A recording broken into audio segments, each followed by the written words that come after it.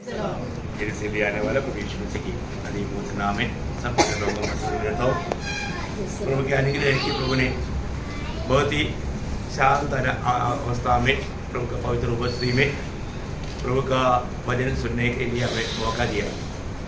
आज दुनिया में कितना जगह है, लोग इतना अशांति में है ना, इतना दुख वेदना में है।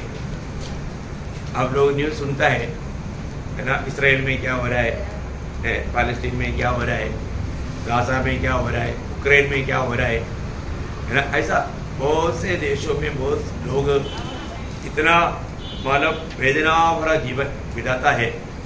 वही दुनिया में हम लोग यहाँ पर बड़े आराम से है।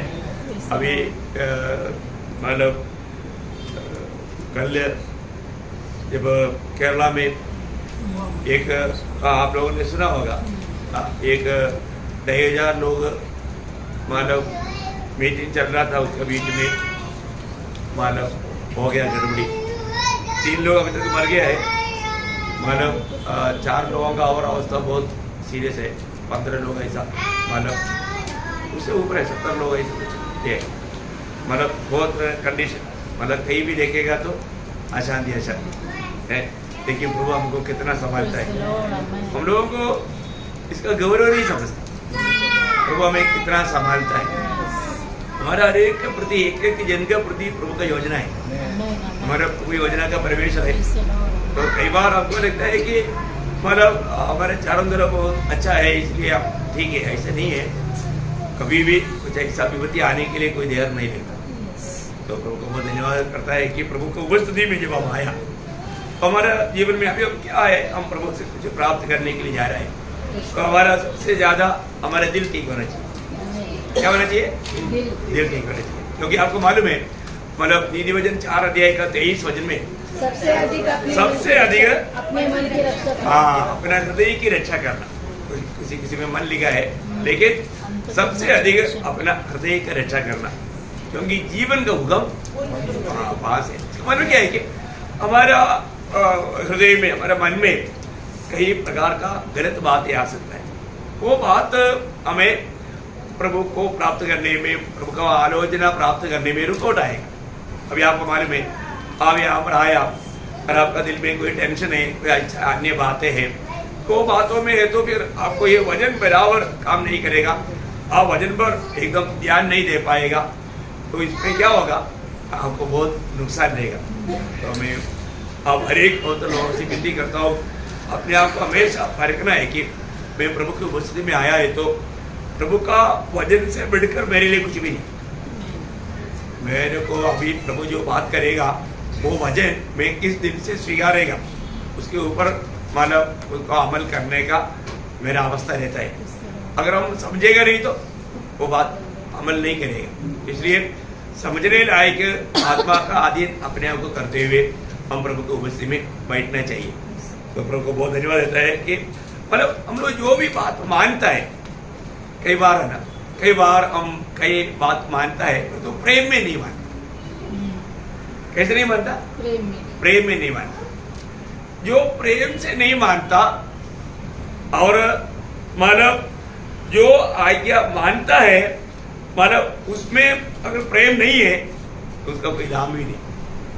हर एक बात है ना, कई लोग कई बातें मानता है तो कुड़कुड़ाते हुए मानता है, कुड़कुड़ाते हुए। ऐसा मानने से हमें उसका प्रयोजन नहीं। प्रभु में आने के बाद में हर एक का, अभी हम लोगों सबको सुपरिचित वचन है मतलब 1 कोरिन्थियों 16 का 14, हम हर एक का प्रेम से करना, ये एक आज्ञा है। प्रभु के लोग जो भी करेगा वो प्रेम से करना है। और स्वर्ग देखता है कि ये प्रेम से करता है कि नहीं है। प्रेम से नहीं किया तो फिर हमें उसका कोई प्रयोजन नहीं। तो बहुत बड़ी बात है, हम हर एक लोग रोज रोज आज हमें प्रभु में आने के बाद में हमको रोज प्रभु का आने के रूप में बढ़ना, प्रभु का ज्ञान में बढ़ना, हमें अपने आप को परखना चाहिए, है ना। दूसरा पत्रोस उसका 3 अध्याय का 18 वचन। दूसरा, हमारे प्रभु और उद्धारकर्ता यीशु मसीह के अनुग्रह और पहचान में बढ़ते जाओ। देखा, अनुग्रह और पहचान में बढ़ते जाओ। बढ़ता है कि नहीं? बढ़ता है कि नहीं? मैं प्रभु का अनुग्रह में बढ़ रहा है क्या, प्रभु का पहचान में बढ़ रहा है क्या। देखिए हमारे जीवन में मैं कहां तक प्रभु को जानेगा, और उस बोलता है मैं जिस पर विश्वास किया मैं उसको जानता हूँ। हम प्रभु की पहचान में बढ़ते जाना, वो जीवन एकदम प्रभु के लिए लायक बनेगा। अभी आपको मालूम है रोज पवित्र लोगों को प्रभु से सीखना है। हम प्रभु से सीखता है क्या? आज क्या सीखा है? आज हमने क्या सीखा? अपन लोग ये भी कुछ समस्या आता है तो मालूम पड़ता है कि हमने क्या सीखा, है ना। अभी तक हमने क्या सीखा? रोज हम प्रभु के उपस्थिति में आता है, प्रभु का वचन माला सुनता है, लेकिन वो हम सीखता है क्या? अपने जीवन में वो बात ला पाता है क्या? ये बात को हमें परखना चाहिए। हर जीवन में अगर हम लोग ऐसा बातों को नहीं परखेगा, अपने आत्मीय में बैठ रहे हैं कि नहीं, प्रभु का अनुग्रह कब किसको मिलेगा? नम्र लोग। मैं नम्र है क्या? अपने आप को पूछो, मैं नम्र है क्या? हम लोग नम्र है करके दिखाना चाहता है, हम अपने आप को नम्र दिखाना चाहता है, पर तो हमारा नापसंद का कोई बात भी आ गया तो चेहरा बदल जाता है, चेहरा बदल जाता, गुस्सा आता। हम लोग जब ऐसा कुछ सिचुएशन में आ जाता है ना। एक बार हमारा मैं जेल रोड से इलेक्ट्रिसिटी भर करके आ रहा था, तो मेरे आगे आगे दो बच्चे लोग स्कूटर में जा रहे थे। एक बच्चा पूरा मुंह में उनका वो पता नहीं वो तंबाकू ये पान है क्या पान है मेरे घर में, वो एकदम थूक दिया, जबकि एकदम पीछे था। मतलब मेरे ऊपर वो थूक नहीं गिरा तो भी थोड़ा कुछ तो गिरा कपड़े में। मेरे को बहुत गुस्सा आया। मैं एक्चुअली थोड़ा स्पीड बढ़ाया, लेकिन वो लोग देखा ये पीछे ले रहा है, वो भाग गया। उनको कुछ बोलने का, लेकिन मेरे को बहुत गुस्सा आया। मैं बोला उसको ऑटो ही करके मैं उसको तो बोलूंगा, बाकी तो अपन कुछ करेगा नहीं, लेकिन कुछ बोलने के लिए आया है। तब जब प्रभु को उपस्थिति में बैठा, प्रभु ने मुझे बोला हमारे जीवन में आने वाला एक एक अवस्था हमें मसीह के रूप बनाने के लिए है ना।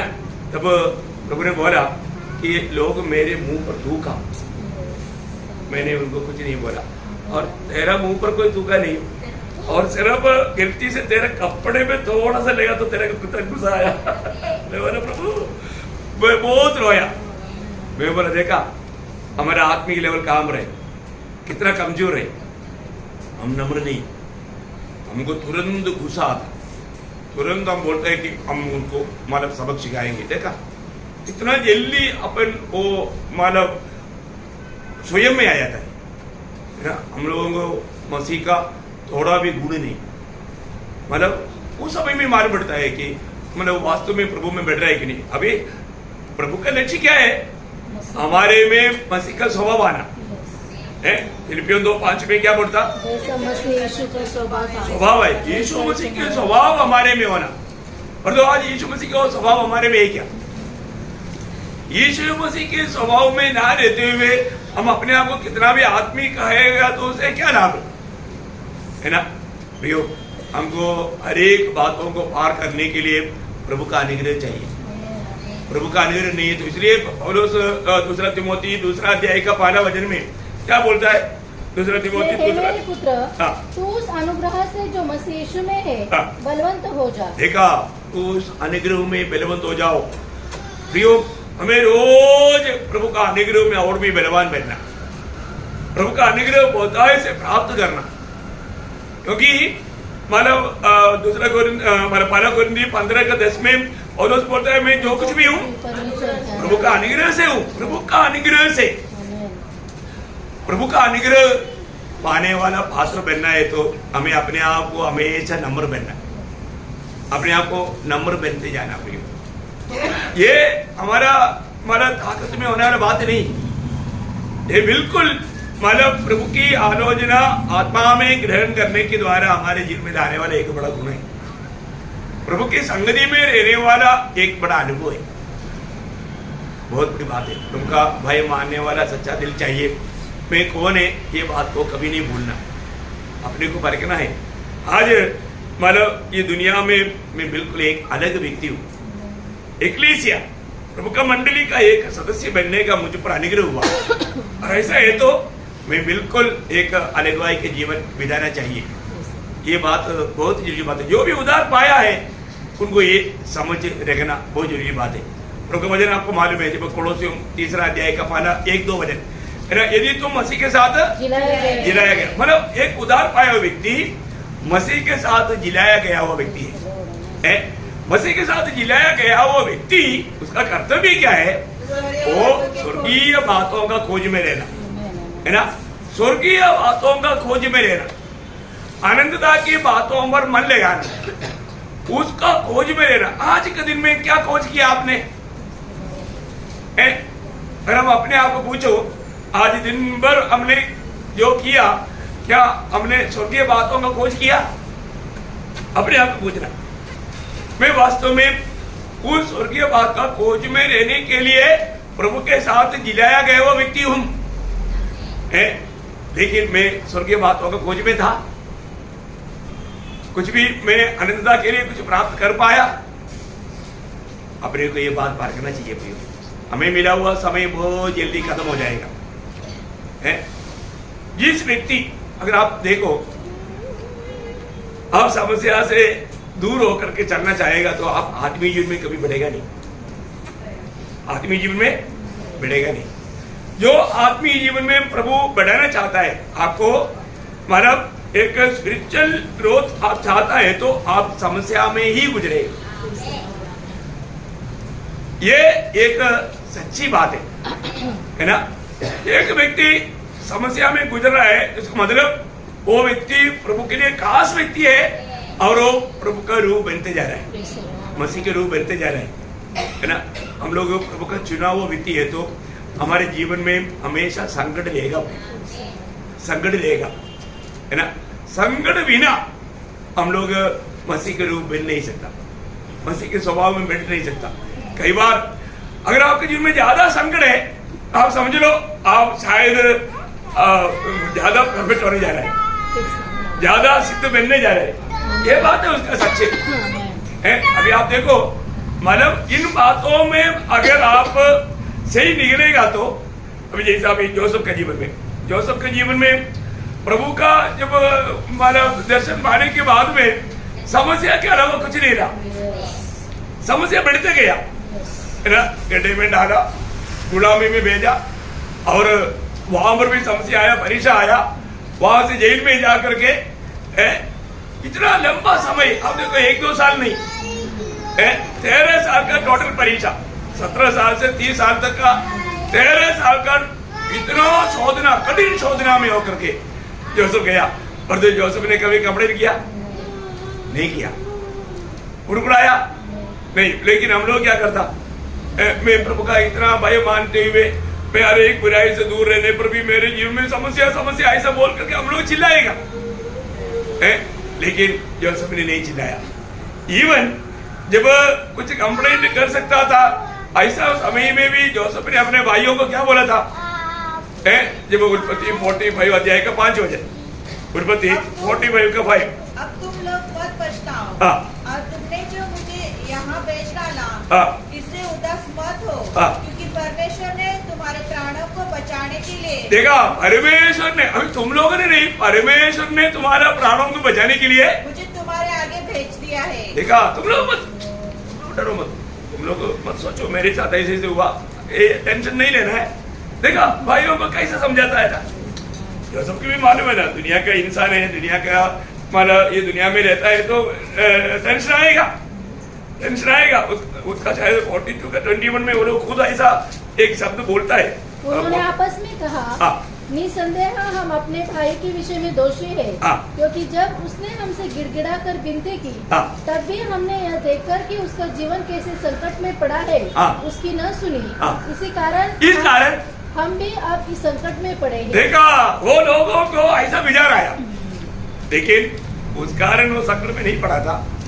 लेकिन सबसे बड़ी बात है, प्रभु उनको ये बात समझाना चाहेगा। प्रियो, मैं एक बात आपको बताना चाहता हूँ, अपने जीवन में जो भी कार्य हम प्रभु के चुना हुआ है, तो प्रभु जाने बिना कोई भी बात हमारे जीवन में आता नहीं। शायद आप सोचता होगा जरूर, मेरे ही जीवन में मैंने देखा है कई प्रभु का पवित्र लोग अपनी मंडली का प्रभु बहुत संकट में है, क्योंकि मैं भी बहुत खुद संकट में गया, लेकिन मैंने ये बात को प्रभु ने मुझे सिखाया, ये सारा संकट हम उड़ाने के लायक जान करके प्रभु संकट में गुजरने दे रहे हैं। इसपे अपना का एक बात है, अपन उसको सफर करना, उसको सफर करते जाना। देखिए, क्योंकि हम प्रभु का चुना हुआ है तो प्रभु का हमारे बारे में योजना, परंतु प्रियो मैं एक बात आपको बताना चाहता हूँ, हम प्रभु को एडवाइस नहीं करता। कई बार क्या होता है, प्रभु ऐसे करो ऐसे करो ऐसे करो ऐसे करो, क्योंकि हम ये संकट से बचने के लिए ऐसे सोच रहे हैं, ऐसे नहीं।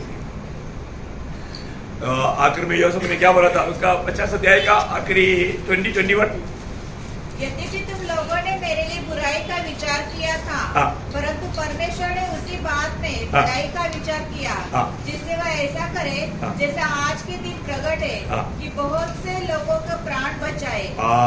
देखा कितना बड़ी बात है। हमारा प्रभु का बुलाहट पाया हुआ हरेक लोगों के द्वारा बहुत लोग आशीषित होना चाहिए, आशीषित होना चाहिए। आप सोचो, मतलब यीशु मसीह की मतलब खिलाफ काम करने वाले व्यक्ति था पौलुस है, लेकिन प्रभु में पकड़ा जाने के बाद में हम वही बात को देख रहा था, और उनका जीवन का एक ही लक्ष्य नहीं, वो पकड़ा लक्ष्य नहीं था।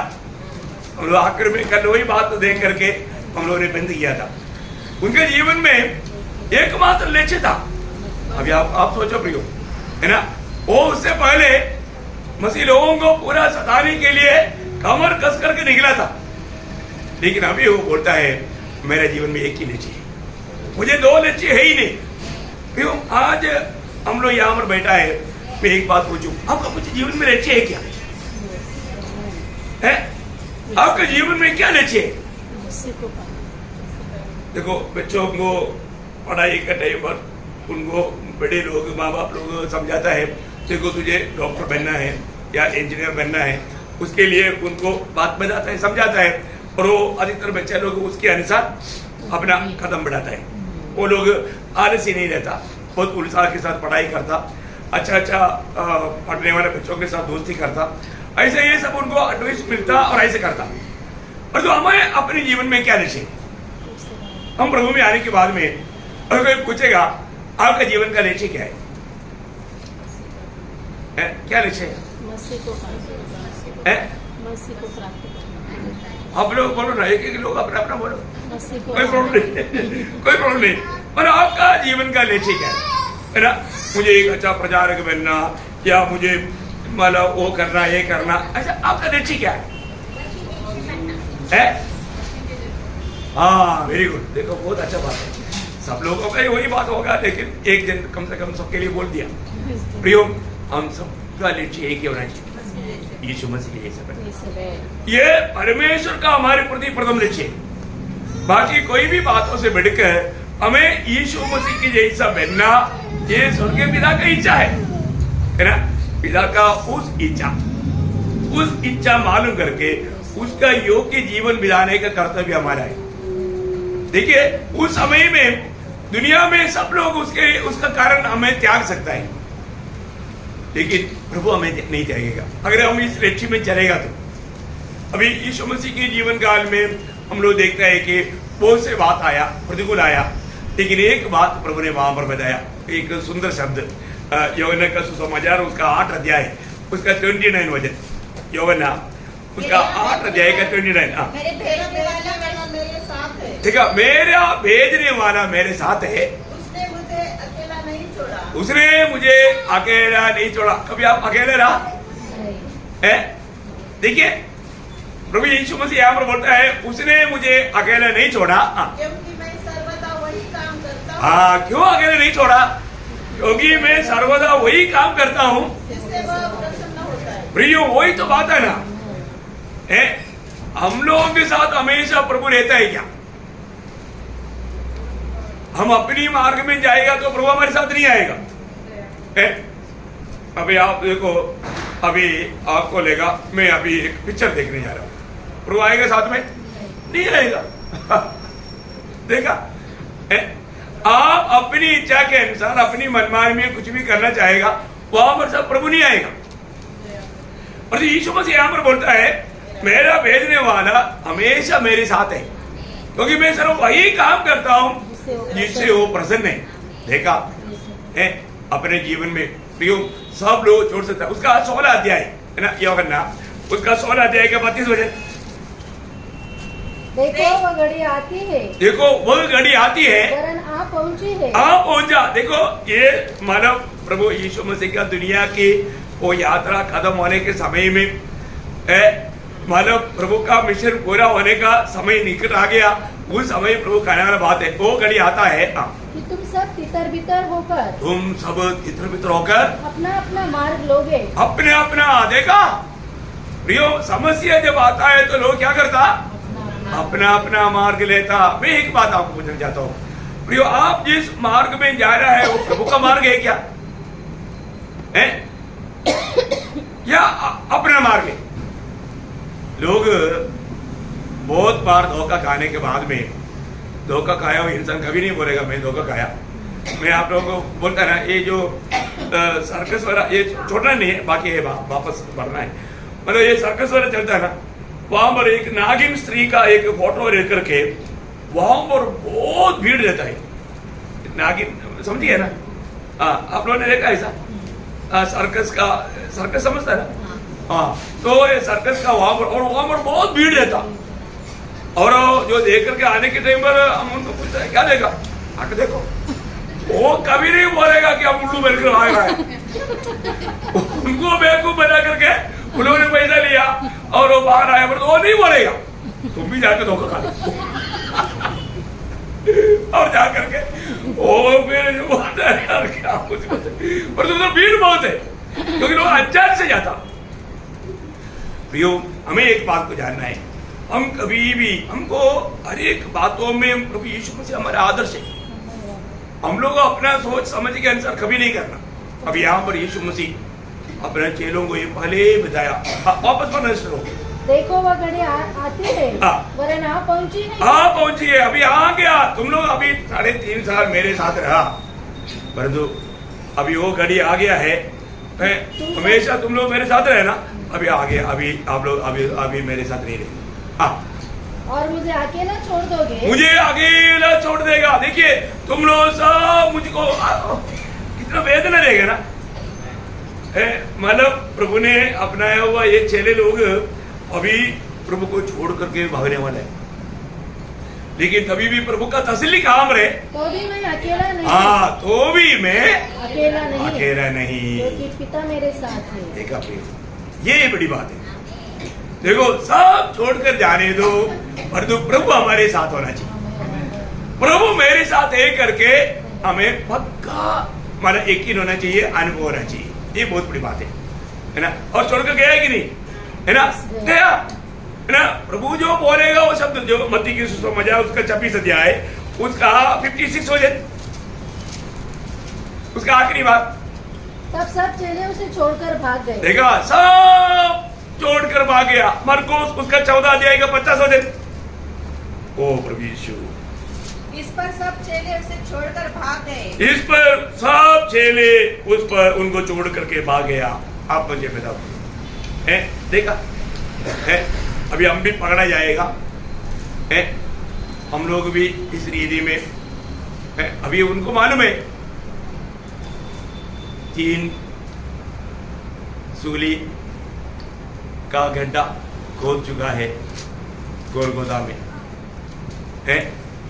तो अभी ये बात अभी होने जा रही है। उधर का चर्चा पूरा उन लोगों को सुनने में आता ना। मैं वो सोचता हूँ, जब एक सिपाही आकर के जेल में बंद बराबास के पास आया, बराबास को बोला, बराबास उनको छोड़ दिया। बराबास ने जिंदगी में कभी भी सोचा नहीं, बराबास ने कभी भी ऐसा सोच भी नहीं सकता, परंतु एक सिपाही आकर के बोलता है बराबास ताला खोल रहा है। बराबास सोचता है मुझे अभी मतलब सूली पर चढ़ाने के लिए, ले जाने के लिए आया है, लेकिन वो सिपाही दरवाजे खोल के बोलता है बरअब्बास तुझको छोड़ दिया, मुझको छोड़ दिया। कैसे, क्या मैं कोई सपना देख रहा क्या? ये कोई सपना है क्या? फिर तेरी जगह पर यीशु मसीह को सूली पर चढ़ाया जा रहा है। आप देखो प्रियो, आप देखो हैं, आप सोचो, मतलब बरअब्बास का जीवन में वो कभी सोच नहीं सकता ऐसा एक बड़ा छुटकारा।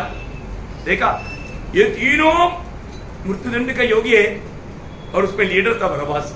अभी लीडर ही छुटकारा पाया। आप देखो है, इतना भयंकर बात है। मैं उसका चरित्र वगैरह आप लोगों को बताया है, चरित्र में बताया, बाइबल में नहीं, है ना। एक बार बरअब्बास यीशु के पास आया था। यीशु को बोला, यीशु अगर तुम मेरे साथ मिल जाए, हम मिलकर के रोमी गवर्नमेंट से अपने यहूदियों को आजाद करेंगे, क्योंकि मेरे साथ वो बहुत विप्लवकारी था, है ना। तलवार से फाइट करके जीतने के लिए वो कोशिश में था। पर यीशु मसीह ने बोला, देखो बरअब्बास, मैं तेरे लिए मरने के लिए आया, मैं तेरे लिए मरने के लिए आया। बरअब्बास ने बोला, मेरे लिए तू मरेगा? कमाल कर दिया, मैं तो इसराइलियों को बचाने के चक्कर में, और आप बोलते हैं मेरे लिए मरने के लिए आया। मजाक उड़ाया है। और वो बात उसको स्मरण आया, यीशु मसीह मुझे कहा था मैं तेरे लिए मरने के लिए आया। बाद में क्या क्या हो गया प्रभु को मालूम, चरित्र बनाता है। वो प्रभु का एक महान सेवक बना करके, क्या मालूम, अभी ज्यादा कुछ अपने को पढ़ने के लिए नहीं, कुछ भी हो वो भेज गया। प्रियो, हमारे जीवन में मतलब प्रभु का जो मार्ग जो है वो हम कौन समझ सकता, कितना श्रेष्ठ मार्ग में प्रभु हमको लेके जाता है। ये अनुभव अभी पौलुस ने अपने जीवन में पाया, इसलिए वो प्रभु से एकदम लिपट गया। वो बोलता है कि अभी वो परमेश्वर का या मसीह लोगों का मतलब खिलाफ में निकला वो व्यक्ति। आप देखिए, वो जितना भी कष्ट में गया, प्रियो प्रभु ने इस्तेमाल किया है कि नहीं? कष्ट में जाने वाला भक्त प्रभु का हाथ में ज्यादा इस्तेमाल होगा। इब्रानियों का पत्री खोल लिखा करके अच्छा तर्क है, और वो भी मिला करके बोलेगा तो 14 पत्रियां पौलुस के द्वारा लिखा गया, नहीं तो 13 पत्री तो पक्का बात है। 13 पत्रियां और मतलब नया नियम की 27 किताबों में आधा से ज्यादा पौलुस के द्वारा लिखा गया। अब देखिए कितना बड़ा प्रभु ने महान निधि में, और उसके बीच में कितना तकलीफ है। मैं आपको बोलता हूँ, वो बोलता है मैं तुमसे सबसे ज्यादा परिश्रम किया, मतलब सबसे ज्यादा कष्ट सका। वो पागल के नाए दो वो बात को बोलता है। जब आपको याद होगा दूसरा कोरिन्थी उसका 11 अध्याय का 23 से मतलब 23 से थोड़ा पढ़ना। मसीह के सेवक है, मैं पागल के समान करता हूँ, मैं उनसे बढ़कर हूँ। देखो, मैं उनसे बढ़कर हूँ। अधिक परिश्रम करने में, बार बार कैद होने में, कोड़े खाने में, बार बार मृत्यु के जोखिमों में। 5 बार मैंने यहूदियों के हाथ से 39 कोड़े खाए, 3 बार मैंने बेटे खाई, 1 बार मुझ पर पथराव किया गया, 3 बार जहाज जिन पर मैं चढ़ा था टूट गए, 1 रात दिन मैंने समुद्र में काटा। मैं बार बार यात्राओं में, नदियों के जोखिमों में, डाकुओं के जोखिमों में, अपने जात वालों से जोखिमों में, अन्य जातियों से जोखिमों में, नगरों के जोखिमों में, जंगल के जोखिमों में, समुद्र के जोखिमों में, झूठ भाइयों के बीच जोखिमों में रहा। कितनी प्रकार, अभी आप देखिए मतलब प्रेषित पौलुस का जीवन में मतलब मसीह होने के कारण उनको जो सफर करना पड़ा, वो सच में प्रियो, हम लोग ये बात को समझता है क्या? हमें प्रभु ने उसी मार्ग में चलने के लिए बुलाया, लेकिन हम लोग मार्ग को पसंद नहीं करता, क्योंकि हम सबको मालूम है पहला पत्रोस उसका 2 अध्याय उसका 21 वचन, और तुम इसी के लिए बुलाए भी गए हो। सबको बात समझ में आ रहा है? तुम इसी के लिए बुलाया गया। किसके लिए? क्योंकि मसीह भी तुम्हारे लिए दुख उठाकर, देखा, मसीह भी तुम्हारे लिए दुख उठाकर तुम्हें एक आदर्श दे गया है। अभी आप मुझे बताओ है, प्रभु ने हमें आदर्श भी दिया, प्रभु ने कैसे कैसे दुख उठाया। ये आदर्श देने के बाद में आज भी हम कौन सा मार्ग में चलता है प्रिय, है ना? कौन सा मार्ग में चलता है। क्योंकि सच्चा भक्त, देखो हमको बाइबल का बहुत ज्ञान है, बोलने से वो जीवन का मार्ग होना जरूरी नहीं। जीवन का मार्ग सब लोग नहीं समझता। मैं आपको बताना चाहता हूं, जब अपोल्लोस मतलब वहां पर सिनेगोग में आकर के वचन को इतना सुंदर रीति में बहुत अच्छा प्रचार कर रहा था, लेकिन उसको जीवन का मार्ग नहीं मालूम था। क्या नहीं मालूम था? जीवन का मार्ग नहीं मालूम था, क्योंकि जीवन प्रभु यीशु मसीह है। वो मार्ग फिर अक्विलास प्रिस्किल्ला ने उसको समझाया। आप लोगों को मालूम है, जब प्रेरित का काम उसका 18 अध्याय उसका 26 हो जाए, देखिए बहुत सुंदर शब्द है, आप लोग उसको समझना चाहिए। वह आराधनालय में निडर होकर बोलने लगा। देखा, आराधनालय में अपोल्लोस निडर होकर बोलने लगा, पर प्रिस्किल्ला और अक्विला उसकी बातें सुनकर उसे अपने यहाँ ले गए और परमेश्वर का मार्ग देखा, परमेश्वर का मार्ग उसको और भी ठीक ठीक बताया। देखा, और भी ठीक ठीक बताया। परमेश्वर का मार्ग वो नहीं जानता था। प्रियो, हमारे जीवन में हमें प्रभु का मार्ग जानना। प्रियो, प्रभु का मार्ग जानने के लिए जो व्यक्ति उस पर चलता है वही बता सकता है। बहुत बड़ी बात है ना। अपने जीवन में, इस छोटा सा जीवन में हम लोग जब पौलुस का जीवन में, पौलुस का जो इच्छा, पौलुस प्रभु की आत्मा में चलने वाले व्यक्ति है ना, आत्मा के अनुसार जब मतलब प्रेरितों का काम में वो वहां पर गवाही देता है, उसका प्रेरितों का काम उसका 21 अध्याय उसका मतलब 12-13 वचन। जब हमने ये बातें सुनी तो हम और वहाँ के लोगों ने उसे विनती की कि यरूशलेम को न जाएं, परंतु पौलुस ने उत्तर दिया, तुम क्या करते हो कि रो रो कर मेरा दिल तोड़ते हो। मैं तो प्रभु यीशु के नाम के लिए यरूशलेम में न केवल बांधे जाने के लिए वरन मरने के लिए भी तैयार हूँ। देखा, कितना बड़ी बात है प्रियो। आत्मा में चलने वाला प्रेषित पौलुस है, मतलब प्रभु के खातिर हमेशा मरने की तैयारी में जीवन बिताता है। ये दुनिया में और भी कुछ साल जी करके कुछ काम करेगी, ऐसा नहीं। वो बोलता है, मुझे यरूशलेम की ओर जाना है, तो ये प्रभु का मेरी बड़ी इच्छा है। उस इच्छा को रुकाने के लिए कोई भी कितना भी कोशिश करे तो भी मैं नहीं रुकेगा, क्योंकि ये प्रभु की इच्छा है। प्रभु की इच्छा मालूम होने के बाद में उस इच्छा में बना रहने के लिए कितना भी दाम चुकाने के लिए हम तैयार है क्या? अब देखिए, अभी यहाँ पर वाणी मिला था, चेतावनी मिला, मतलब उसका 11 बजे पढ़ना। उसने हमारे पास आकर पौलुस का कटिबंध लिया और अपने हाथ पांव बांधकर कहा, पवित्र आत्मा ये कहता है कि जिस मनुष्य का ये कटिबंध है उसको यरूशलेम में यहूदी इसी रीति से बांधेंगे और अन्य जातियों के हाथ में सौंपेंगे। और आगे, जब हमने ये बातें सुनी तो हम और वहाँ के लोगों ने उसे विनती की कि यरूशलेम को न जाए। देखा, मतलब सब लोग बोलते हैं पौलुस अभी तुम मत जाओ, क्योंकि प्रभु की आत्मा ने ये प्रकट किया। लेकिन ये बात सुनकर के पौलुस डरा नहीं डरा, नहीं डरा ना। मसीह में आने के बाद में हम क्या चाहता ना, ज्यादा तकलीफ ना उड़ाते हुए आराम से मतलब प्रभु का काम करना, ये हो सकता है क्या? नहीं प्रियो, ये हमारा वो सोच में तक शैतान ने पूरा कार्य कर दिया है।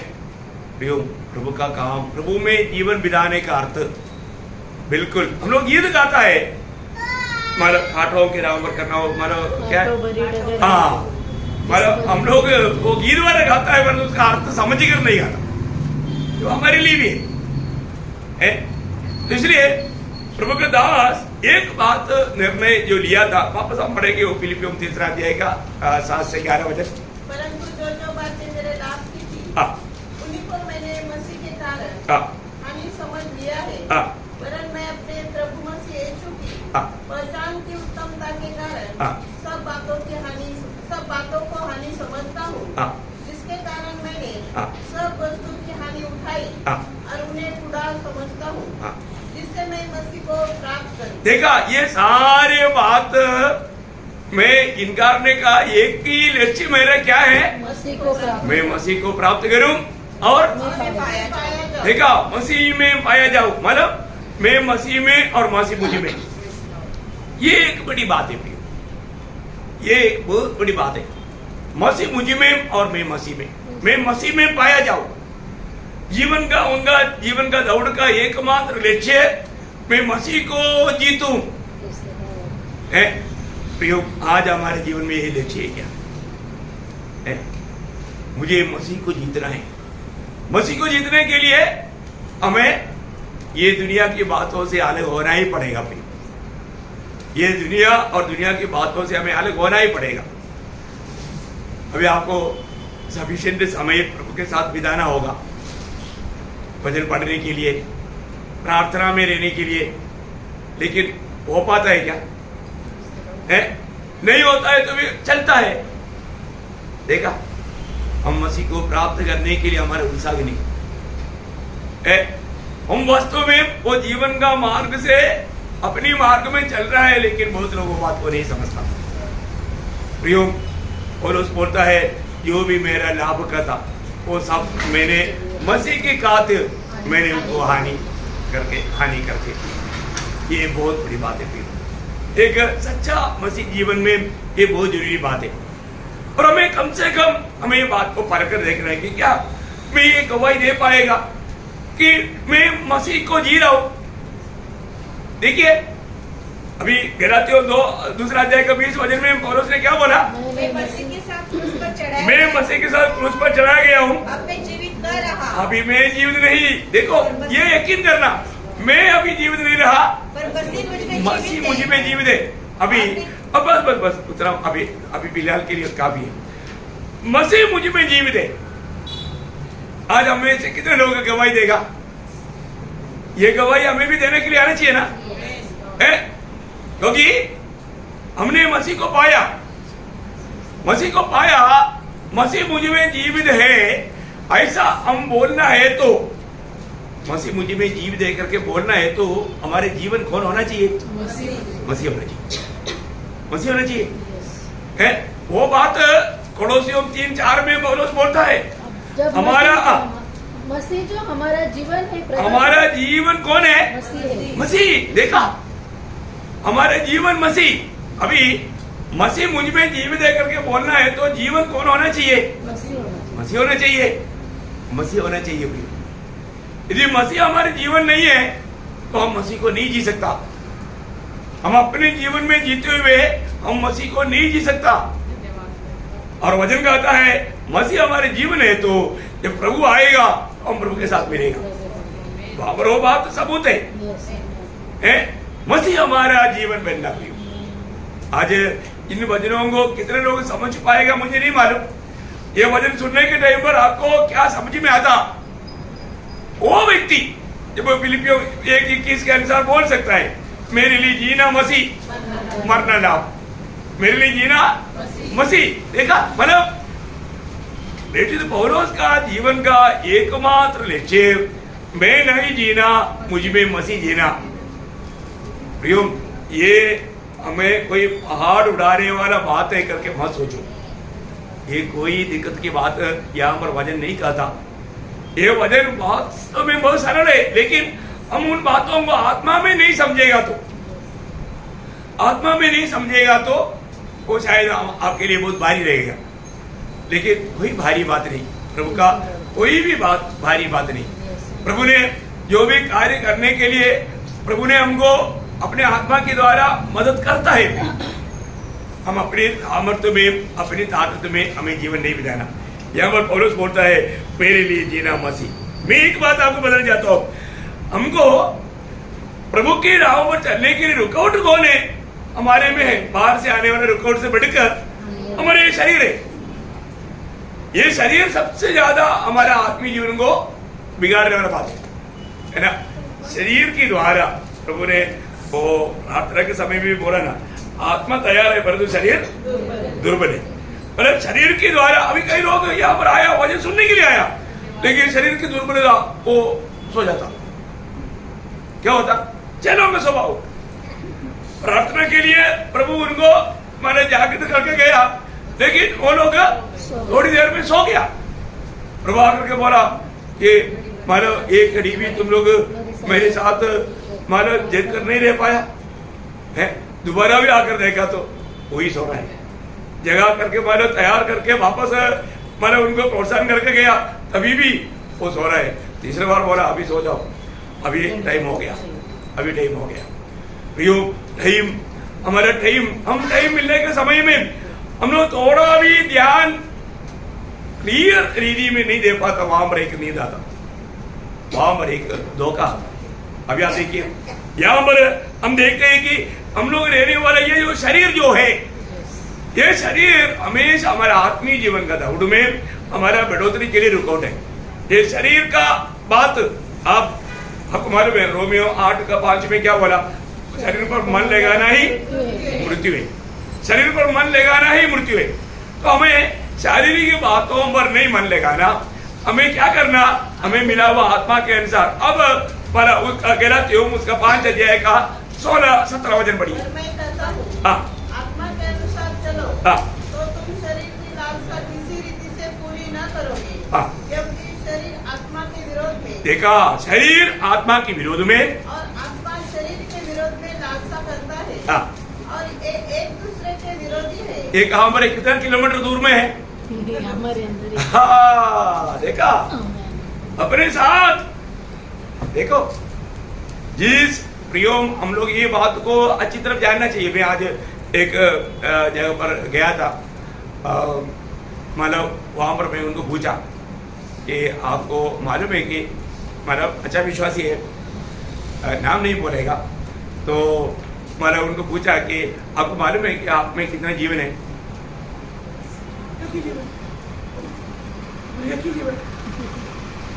देखा है प्रियो, ये सच में कितना बड़ी बात है? फिर मैंने उसको बताया, मानो आपके अंदर शैतान नहीं है, उसको झटका लगा, विश्वासी। अब देखा है प्रियो, हम लोगों में ये 3 जीवन का ये जो बात हमारे लिए कितना खास बात है। मैं कौन सा जीवन से जीता है वही बात मुझ में प्रकट होता।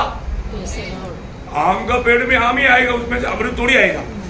वो तो उसका जीवन का स्वभाव है, गुण है, वो फल वही आएगा। तो प्रभु का जीवन में प्रभु का स्वभाव है, प्रभु का जीवन हमें दिया है। हम प्रभु का जीवन पाया है तो हमारे में क्या स्वभाव आना चाहिए? प्रभु का स्वभाव। लेकिन नहीं आता, कारण क्या है? ये शरीर हमारे में प्रभु का स्वभाव आने में रिकॉर्ड करता है। इसलिए क्या करना चाहिए? प्रभु का वचन कहता है, मतलब वापस 16 वचन पढ़ना। पर मैं कहता हूँ, मैं कहता हूँ, आत्मा के अनुसार चलो, आत्मा के अनुसार चलना प्रियो, आत्मा की अगुवाई में चलना। मैं एक बात आपको बताना चाहता हूँ, अगर हम आत्मा के अनुसार नहीं चलेगा, बोला आज का दिन में आप देखो कैसे चला है, आज के दिन का हमारे जीवन को परखो, मैंने आत्मा के अनुसार चला है क्या? आत्मा ने कुछ कहा है क्या? ये जरूरी बात है प्रियो। हम अगर आत्मा के अनुसार चलना नहीं सीखा, कितना बड़ा धोखा हो जाएगा।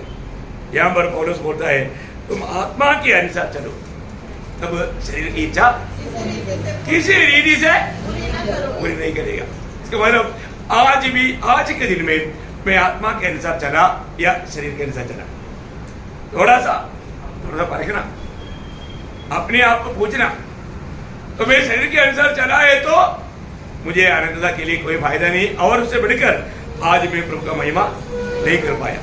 देखिए, प्रभु में आने के बाद प्रभु के साथ का संबंध भी रहना है तो आत्मा में कर सकता, शरीर से कर सकता है क्या? नहीं कर सकता, है ना। हमारा जीवन बढ़ना है तो जीवन पाया हुआ लोग प्रभु की संगति में रहना कितना अनिवार्य है। पहला कोरिन्थी उसका 3 अध्याय, उसका 6-7 बजे पढ़ना। मैंने लगाया, हाँ। अपुल्लोस ने सींचा, हाँ। परंतु परमेश्वर ने बढ़ाया। हाँ, देखा, कौन बढ़ाया? परमेश्वर ने। परमेश्वर ही बढ़ाता है। इसका मतलब प्रभु हमें बढ़ाना है तो हमें प्रभु में कैसा बना रहना चाहिए। मैं एक बात आपको बताना चाहता हूँ, मतलब मंडली वास्तव में क्या मालूम है, मंडली प्रभु का खेती है। मंडली प्रभु का खेती है। खेती में प्रभु को फल चाहिए ना, मंडली प्रभु को खेती है। जब पहला कोरिंथी उसका 3 अध्याय का 9 वचन, क्योंकि हम परमेश्वर के सहकर्मी हैं और तुम परमेश्वर की खेती। बस उतना जरूरत है। तुम परमेश्वर का खेती है। मंडली के बारे में जब पौलुस बोलता है तुम परमेश्वर का खेती है, ठीक है। अब ये खेती में ये आगे बढ़ेगा तो बढ़ते बढ़ते फिर क्या बनेगा, ये फल क्या बनेगा। ये खेती में बढ़ने वाला बढ़ते बढ़ते मसीह बनेगा या उसमें मसीह के रूप बनेगा। वो जितना बढ़ते जाता उतना वो मसीह के रूप बनते जाता। मतलब इस खेती से होने वाला फल क्या है, मसीह। इस खेती में उत्पन्न होने वाला एक ही मात्र फल मसीह। इसलिए इस खेती में रहने वाला रोज बढ़ना चाहिए। प्रभु ने वो प्रबंध किया, इसलिए ये मंडली जीवन का बहुत गौरव है। एफेसियों का पत्री 4 अध्याय के 15 वचन, एफेसियों 4 अध्याय के 15 वचन।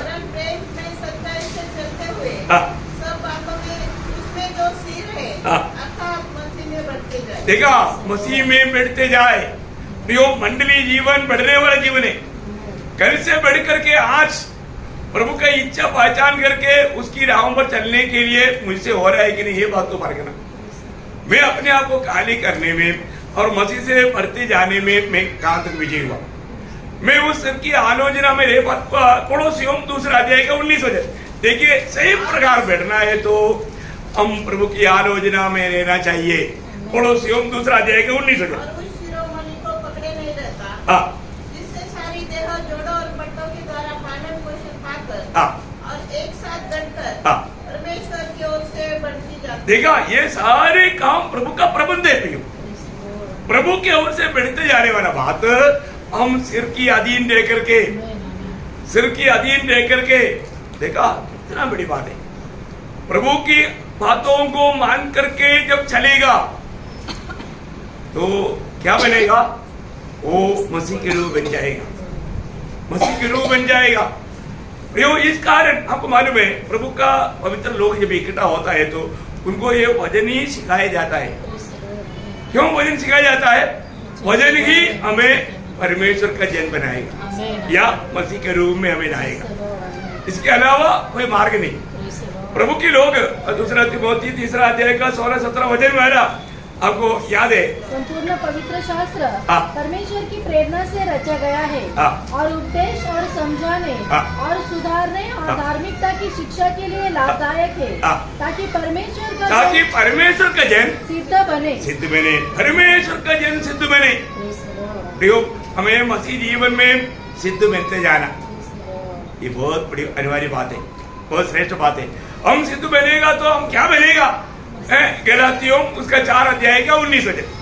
गलातियों 4 अध्याय का 19 वचन।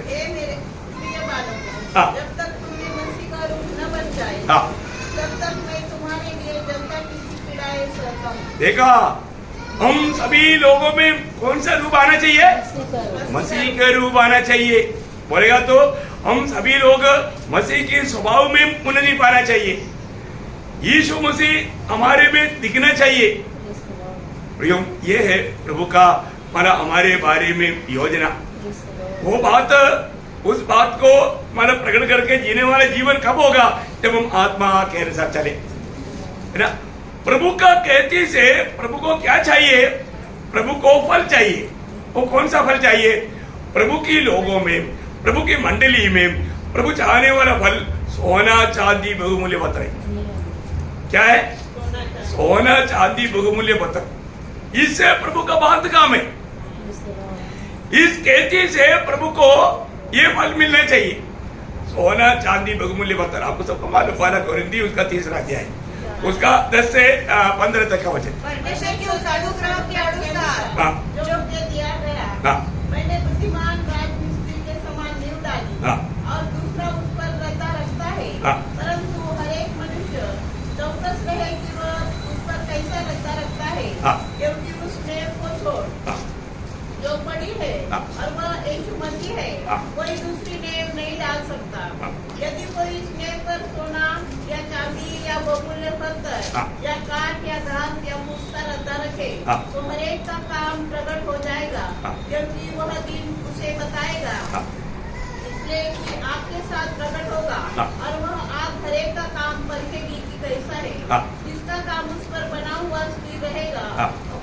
वह मजदूरी पाएगा। हाँ। यदि किसी का काम जल जाएगा तो वह अनी उठाएगा, हाँ। और वह आग बच जाएगा। देखिए बहुत बड़ी बात है, प्रभु चाहने वाला वो फल कौन सा है?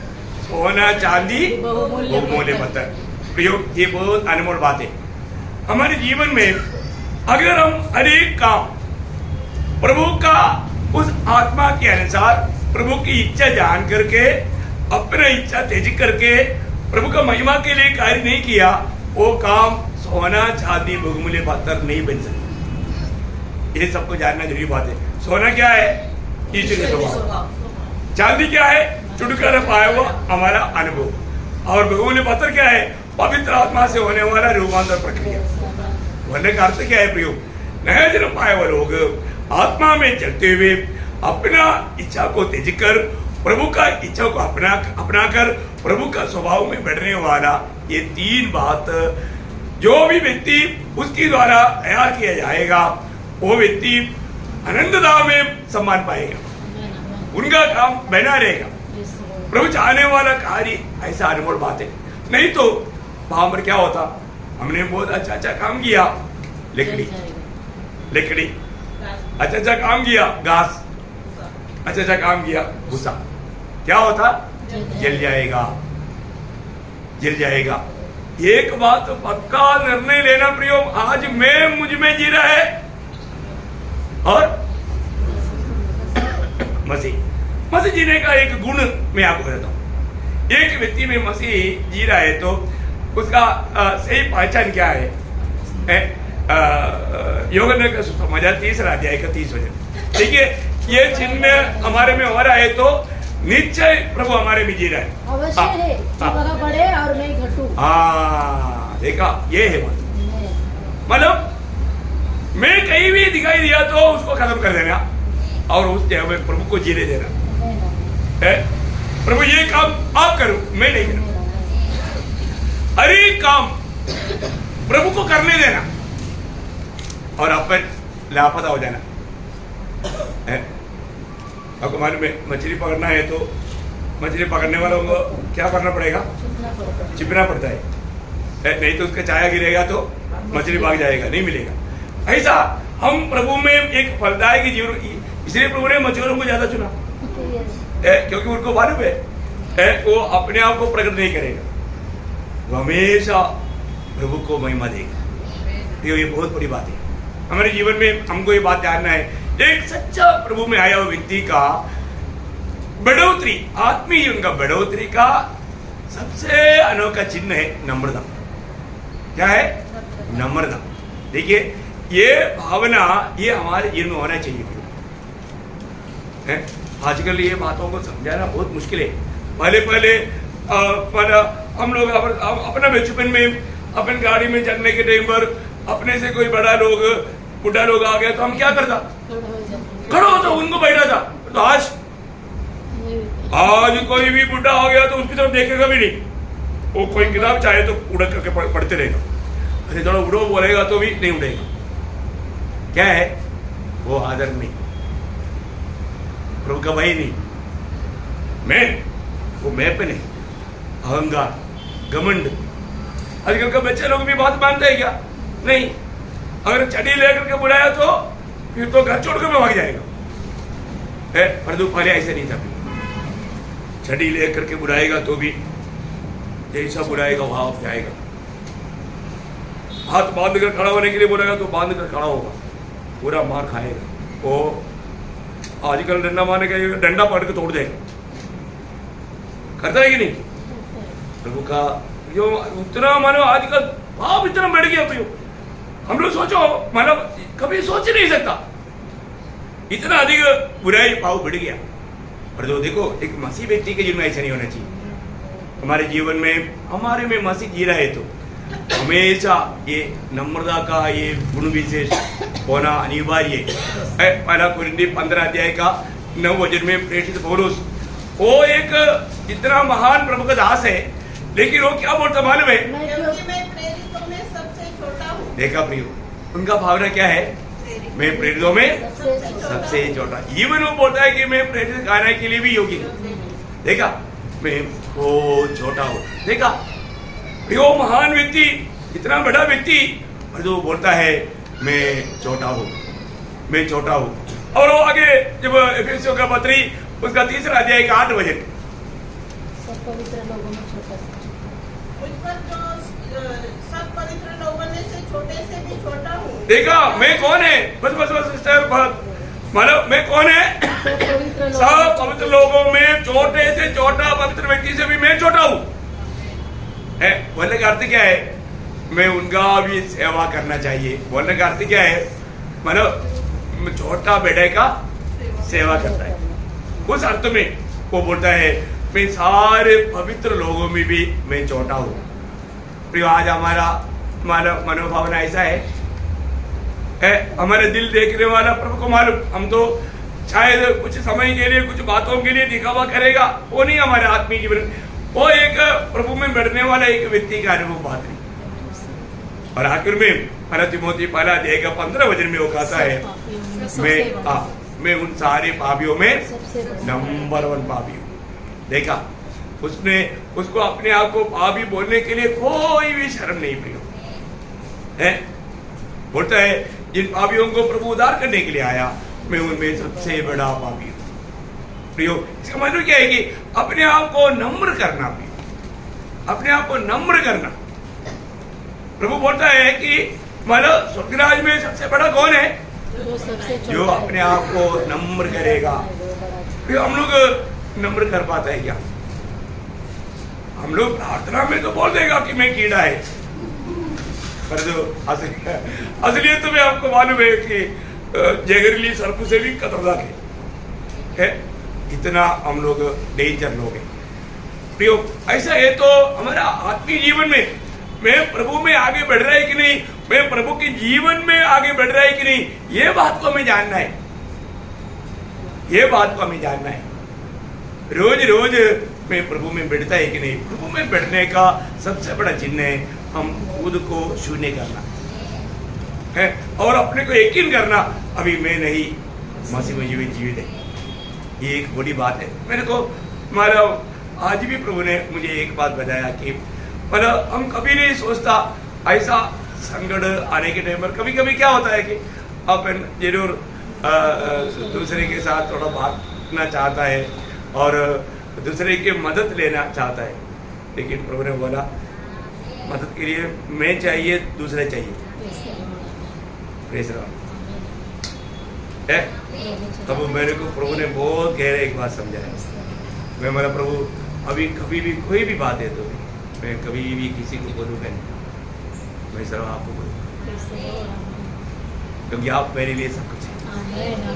आप मेरे लिए सब कुछ कर सकता है ना। कई बार हम लोग मानो दूसरे की मदद से हमें थोड़ा सा सांत्वना मिलेगा या हमें मानो वो काम में विजय मिलेगा ऐसा सोचता है, लेकिन प्रभु ने आज इतना क्लियरली बात की है। प्रियो, प्रभु से हम अपेक्षा करके प्रभु का शरणागत बन करके है सिर्फ प्रभु की ओर देखना, प्रभु की ओर देखेगा तो। इसलिए यीशु मसीह हर एक बातों में किसको देखा? पिता की ओर देखा। वही तो हमारा आदर्श था। वही बात प्रेरित पौलुस का भी जीवन में हम देखता है। वहां पर वो कभी भी और किसी से अपेक्षा नहीं किया। वो हर बात में प्रभु पर, जब फिलिपियों 4:13 आपको मालूम है जो मुझे मतलब मुझे और बात में मैं मेरी सामर्थ्य में नहीं, मुझे सामर्थ्य देने वाला मेरे साथ है। मैं उसके द्वारा सब कुछ कर सकता हूँ। ये सारे बात हम जब संकट में चलता है तो मैं आपको बताना चाहता हूँ, अगर आप मतलब पेशली मेरे को मिलेगा तो मैं आपको बताना चाहूँगा कि कैसा प्रभु बात को मेरे को गहराई में सिखाया। बहुत बड़ी बात। कई बातें अपन मंजिल में भी प्रचार नहीं कर सकता, ऐसे कोई बात रहता है। लेकिन मैं एक बात आपको बताना चाहता हूँ, अपने जीवन में प्रभु का निश्चय क्या है प्रियो, हमें और भी नम्र और दीन करना है ना। मैं आज विशेष आने के टाइम पर भी एक शब्द बोला, मतलब मत्ती उसका 11 अध्याय का 29 वचन, प्रभु बोलता है मैं नम्र और दीन है। आपको समझ में आया है? मेरा जुआ लेकर के मुझसे सीखो। देखिए प्रभु नम्र और दीन है। प्रभु का नम्रता हम लोग देखा, प्रभु का नम्रता प्रियो, वो नम्रता में हमें रोज पहुंचने के लिए रोज नम्रता का सीढ़ी उतरते जाना, ये बहुत बड़ी बात है। ये सिर्फ प्रभु की आत्मा में ही संभव है। प्रभु की आत्मा का अधीन बनते बिना ये संभव नहीं प्रियो। हम आत्मा के अधीन हो जाना, आत्मा का अधीन, इतना अपन आत्मा का अधीन। इसलिए ये जो दंड की आज्ञा किसको नहीं, जो आत्मा में चलता है, जो आत्मा में चलता है। बहुत बड़ी बात है, बहुत बड़ी बात है। तो मैं प्रभु को बहुत धन्यवाद देता हूँ। वास्तव में हमारे जीवन में आज मैं मतलब मसीह मुझ में जी रहा है या मैं जी रहा है, आज प्रभु की इच्छा जान करके मैं उस इच्छा के अंदर है। आज मैं हिम्मत से कह पाएंगे कि मतलब प्रभु मेरे साथ हमेशा है, सिर्फ है इतना नहीं, प्रभु मुझ में जी रहा है, ये बात का हमें गवाही पाना। तो मैं प्रभु को धन्यवाद देता हूँ।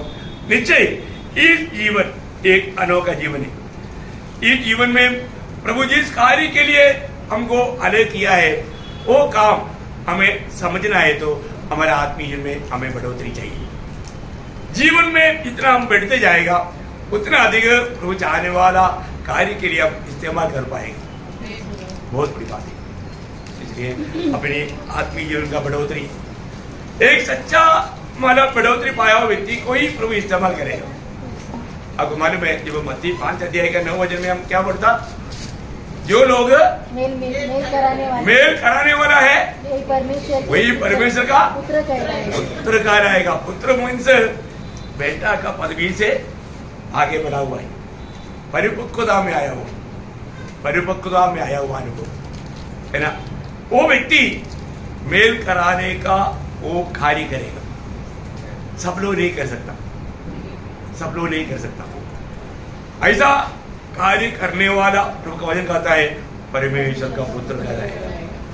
वो पुत्रत्व का पदवी में आया हुआ व्यक्ति का चिन्ह है, मेल कराएगा। मेल कराने का अर्थ पापी को प्रभु के साथ ला करके प्रभु में बढ़ाएगा, प्रभु में बढ़ाएगा। देखिए जीवन में बढ़ने वाला व्यक्ति ही ये काम कर पाएगा, जीवन में बढ़ने वाला व्यक्ति ही ये काम कर पाएगा। मैं एक क्लू दे करके बंद करूंगा। जब मानव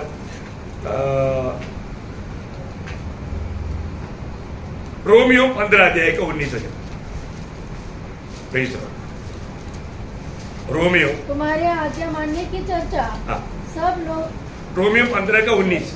और चिन्ह और अद्भुत कामों की सामर्थ्य से और पवित्र आत्मा की सामर्थ्य से मेरी ही द्वारा किए, यहाँ तक कि मैंने यरूशलेम से लेकर चारों ओर इकुनियम और मसीह के सुसमाचार का पूरा प्रचार किया। हाँ, मतलब बोलने का अर्थ क्या है, सुसमाचार का फैलाने में काम में आने वाला व्यक्ति एक सच्चा पुत्रत्व को पाया हुआ व्यक्ति। अभी इसका गंभीर दिशा, अभी बहुत लोग ये बात को इतना नहीं समझता। एक पुत्रत्व में पहुंचा हुआ एक व्यक्ति या कार्य वाला समझने वाला, एक घर में कार्य समझने वाला बच्चा नहीं, बड़ा लोग है। अभी यहाँ पर पौलुस बड़ा बोझ के साथ खाने वाला एक शब्द है, उसका आखिरी बात मतलब जो जो देश में होकर के गुजरा वो देश में एक भी जगह ऐसा नहीं छोड़ा जहां पर सुसमाचार नहीं फैलाया है। बीच में 20 में 20 पढ़ना। और मेरे मन की उम्र यह है कि जहाँ जहाँ मसीह का नाम नहीं लिया, नहीं, उससे पहले वो तो बात अलग है। मतलब बहुत बड़ी बात है, 19 में ही मसीह के सुसमाचार का पूरा प्रचार किया। हाँ, मसीह के सुसमाचार को पूरा प्रचार करना। ये एक बड़ी बात है, ये एक बड़ी बात है। ये कौन करेगा? ये किसी को बोलने का जरूरत नहीं। आप जीवन में बड़ा वो व्यक्ति का एक प्रकट चिन्ह है। आपके घर में कपड़ा गंदा पड़ा है, बेटी 25 साल का है, उसको बोलना पड़ता है कि दोनों हमारा गंदा पड़ा है, कचरा पड़ा है, झाड़ू मारो, बोलने की जरूरत है? नहीं, बोलने की जरूरत पड़ता है तो अभी तक वो बड़ा नहीं 25 साल का वो बड़ा नहीं, अभी तक बोलना नहीं पड़ता। प्रियो, मसीह जीवन का सबसे महत्वपूर्ण बात है। अभी भी बहुत लोग अभी भी बच्चा है, दूध पीने वाला अवस्था है, स्वयं ये बात को समझ करके करने वाला नहीं। अगर आप कर पा रहे हैं, आपका उन्नति हो गया, आप जीवन में बढ़ गया। मैं कल थोड़ा उसको खोल करके थोड़ा गहराई में समझाऊंगा।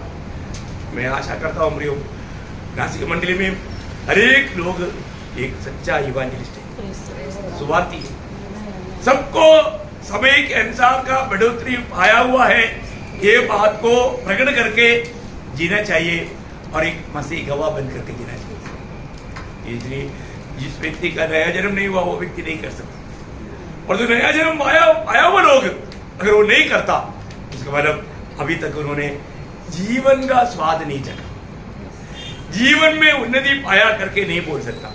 ये बहुत जिम्मेवारी की बात है, बहुत जिम्मेवारी की बात है।